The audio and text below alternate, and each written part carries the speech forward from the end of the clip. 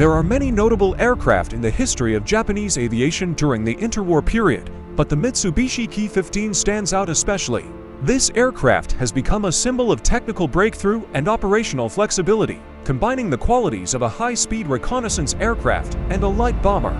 Its appearance in the mid-1930s showed how important speed and range are for tactical aviation, and combat use confirmed that even a small aircraft can seriously affect the course of battles. The history of the Ki-15 began in 1935, when the headquarters of the Imperial Japanese Army formulated requirements for a new short-range reconnaissance aircraft. The military needed a fast, maneuverable vehicle capable of evading enemy fighters and delivering information as quickly as possible. Mitsubishi, led by engineer Tomono Jiro, took on the project with a clear understanding. Success would be ensured by a combination of lightweight construction, powerful engine, and thoughtful aerodynamics. The first prototype took off in May 1936. Already in early tests, the car demonstrated outstanding performance.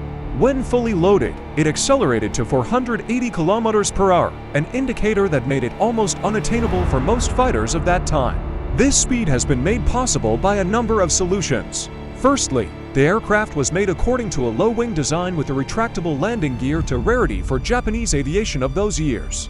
Secondly, an almetal structure with a smooth skin was used, which reduced resistance. Thirdly, the Mitsubishi HA engine was installed. 8 to 9, a 710 horsepower cylindrical star-shaped air-cooled engine that provided an excellent balance of thrust and reliability. In 1937, the Ki-15 was adopted under the official designation Army Scout Type 97. He was quickly nicknamed Hand 97 by the troops, from the Japanese Tetsu, which emphasized his role as a hand delivering information to the front lines. Serial production was launched at the Mitsubishi plant in Nagoya, and by the end of 1937, the first vehicles entered combat units. The baptism of fire of the Ki-15 took place in China during the Sino-Japanese War. His tasks included photographing enemy positions, adjusting artillery fire, monitoring of troop movements, delivery of urgent messages to the rear. The speed and altitude of the flight allowed the aircraft to avoid interception, and the range of 2,400 kilometers made it possible to cover huge distances.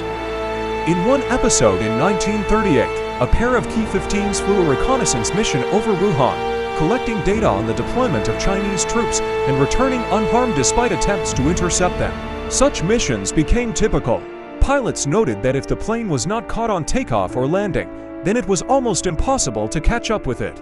In addition to reconnaissance, the Ki-15 was sometimes used as a light bomber. Bomb racks for 450 kilograms bombs were mounted under the fuselage, and in some modifications, for 1 to 150 kilograms bomb. Although the strike capabilities were limited, the sudden raids on rear facilities and communications exerted psychological pressure and disrupted enemy logistics. In some cases, crews used bombs improvisedly. For example, they dropped them from a low altitude on columns of vehicles, using high speed for a quick retreat. The aircraft's design reflected the philosophy of speed as armor. The defensive armament consisted of only one 7.7mm Type 89 machine gun mounted on a movable mount in the rear cabin. It was enough to repel attacks from behind, but not for protracted battles. Instead of heavy armor, engineers relied on maneuverability and reliability. Duraluman alloy fuselage with monocoque construction, wing with metal frame and linen lining, 3-bladed variable pitch screw to optimize thrust, a radio station for operational communication with ground units. The crew consisted of 2 people, the pilot and the observer gunner. The cabins were ranged in tandem, with the front having a wide view for navigation and target search, and the rear having wide firing areas. The instrument equipment was modest, but sufficient for flights in difficult weather conditions. A compass, an altimeter, a speed indicator, and a radio compass. In 1939, a modification of the Ki-15E appeared with a 950 horsepower Mitsubishi HA-25E engine. This made it possible to raise the maximum speed to 510 km per hour and increase the ceiling to 10,000 meters. The new vehicles received improved radio equipment and reinforced landing gear for use from unpaved airfields.